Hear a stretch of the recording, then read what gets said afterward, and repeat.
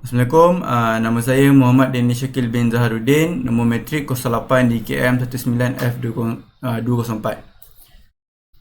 Saya dan rakan-rakan saya akan membentangkan topik kami iaitu kerjasama dan bantuan yang perlu daripada negara luar. Kerjasama dan bantuan yang perlu daripada negara luar. Untuk dasar luar negara, apakah yang dimaksudkan dengan dasar luar negara?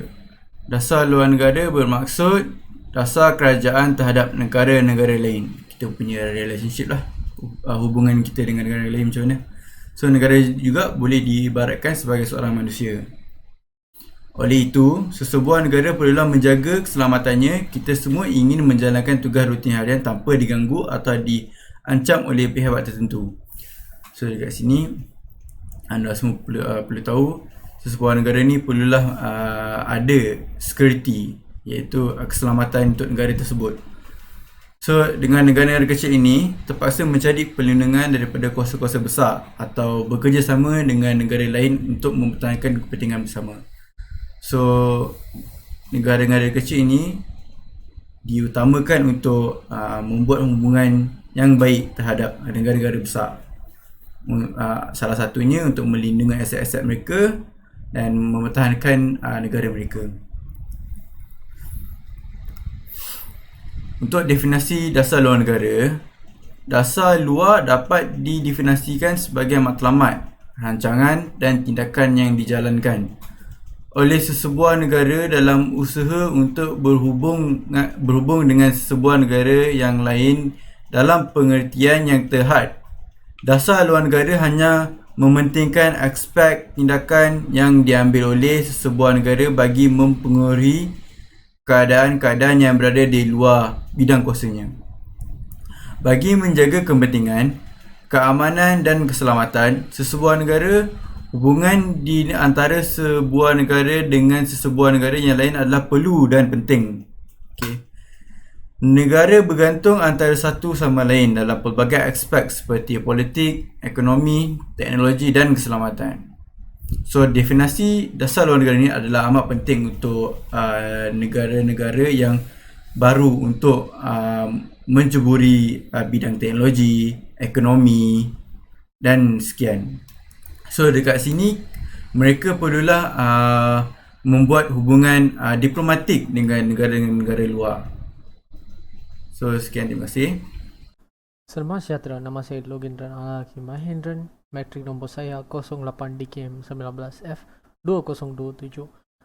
Saya akan menerangkan tentang objektif-objektif utama dasar luar Malaysia.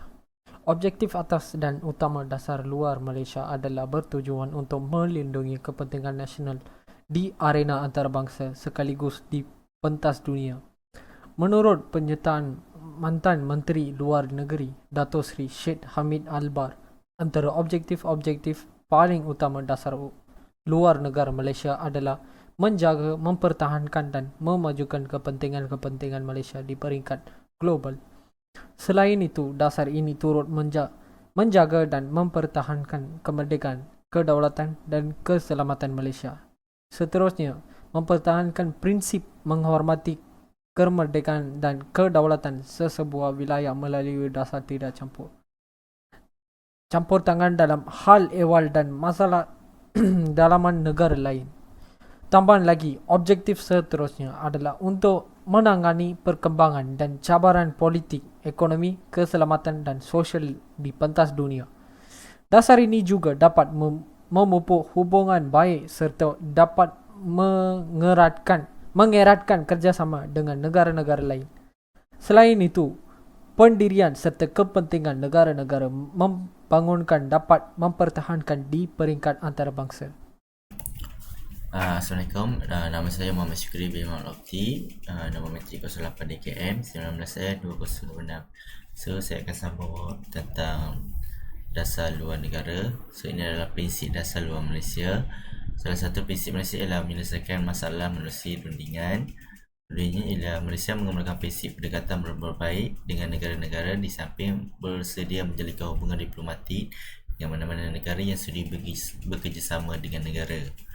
Malaysia memilih untuk menyelesaikan masalah antara negara lain melalui perundingan atau meja bulat dan menolak sekeras-kerasnya pendapatan, apatah lagi secara kekerasan dan paksaan. So, ini adalah hubungan dua hala.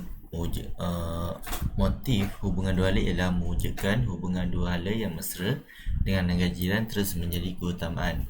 Penuaan Suruhanjaya bersama antara Malaysia dengan Brunei, Indonesia, Filipina, Thailand, Laos dan Vietnam juga menyediakan rangka yang berguna untuk mewujudkan kerjasama dua hala yang lebih luas dalam semua bidang yang memanfaatkan kedua-dua pihak. Dalam hal ini, Malaysia meletakkan kepentingan yang sama kepada hubungan dengan negara Asia, Afrika, Timur Tengah dan Amerika Latin yang lain dan terus memetakan dan mempertingkat hubungan kukuh yang sedia ada dengan rantai tersebut. Kerjasama pelbagai hala pula, matlamat dasar luar negara Malaysia yang jelas berhubung dengan pertahanan dan keselamatan, pembangunan dan perdagangan.